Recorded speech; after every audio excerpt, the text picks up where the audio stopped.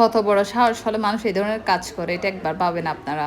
একটা সময় এই কেকটা আমি অর্ডার নিতেই চাইতাম না, একটু ঝামেলা লাগতো। এখন সেই কেকটার ভিডিও করে ফেললাম, অন ক্যামেরায় করতেছি।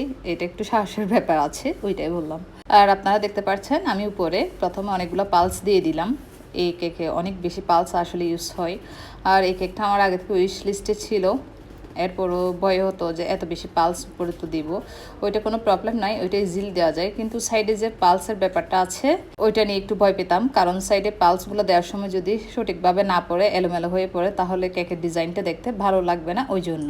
তো আপনারা দেখতেছেন আমি পালসগুলো কীভাবে দিচ্ছি। আমি চেষ্টা করতেছি যাতে উপরে ঠিকভাবে পড়ে। আর দেখতেছেন নিচে যেগুলো এলোমেলো হয়ে পড়তেছে একটা দুইটা, ওইটা আমি একটা চিমটির সাহায্যে নিয়ে নিচ্ছি। তবে আমার নিচে অনেক বেশিও পড়তেছে না, একটা দুইটা পড়তেছে জাস্ট। অনেক বেশি পড়লে ওইটা নিলেও দেখবেন যে কেকের ফিনিশিংটা এক ধরনের বাজে হয়ে যাবে, এত সুন্দর ফিনিশিংটা আর থাকবে না। তো আমি সব দিকে সমানভাবেই দিয়ে দিচ্ছি। আর আপনারা দেখতেছেন বারবারে কিছু পালস নিচেও পড়ে যাচ্ছে, আর কিছু একটা দুইটা কেকের গায়ে পড়তেছে। আমি কেকের গায়ে যেগুলো পড়তেছে ওগুলো সিম্পলি সাহায্যে নিচ্ছি, আর যেগুলো বোর্ডে পড়তেছে এগুলো আমি হাত দিয়ে নিয়ে নিচ্ছি। এই তো আমার কেকের সব দিকে খুব সুন্দরভাবে পালসগুলো দেওয়া হয়ে গেছে।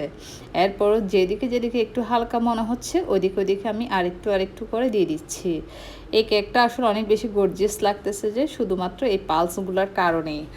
এই ডিজাইনটা আসলে অনেকের উইশ লিস্টে আছে। আমি যেহেতু কেকটার ছবি পোস্ট করেছিলাম আগে, তখনই অনেকে আমাকে জানায় কেকটা ওদের উইশ লিস্টে আছে। আসলে কেকটা অনেক বেশি সুন্দর, বর্তমানে ট্রেন্ডিংয়েও আছে, ওই জন্য।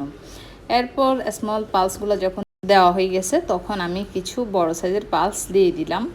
আর পালসগুলো আমি খুব সুন্দর করে হাতে দিয়ে দিচ্ছি। এটা আমি বুঝে শুনে দিচ্ছি, একটু দূরত্ব রেখে রেখে, কারণ এগুলো যদি পাশাপাশি দিই তেমন একটা ভালো লাগবে না। এরপর আমি নিচে একটা ফ্লাওয়ার দিয়ে দিলাম। আসলে ডিজাইনটা এই ধরনেরই ছিল, কাস্টমার আমাকে যে রেফারেন্স পিকচারটা দিয়েছিল এটা এই ধরনের ছিল। এরপর উপর আমি জিপসি ফ্লাওয়ারগুলো দিয়ে দিয়েছি। এরপর আমি নিচে যে ফ্লাওয়ারটা আছে ওটাতেও কিছু জিপসি দিয়ে দিয়েছি। আর এখানে আপনারা দেখতে পাচ্ছেন আমি যে জিপসিগুলো দিচ্ছি এগুলো গুচ্ছ আকারে দিচ্ছি, একটা একটা করে ছড়িয়ে দিচ্ছি না।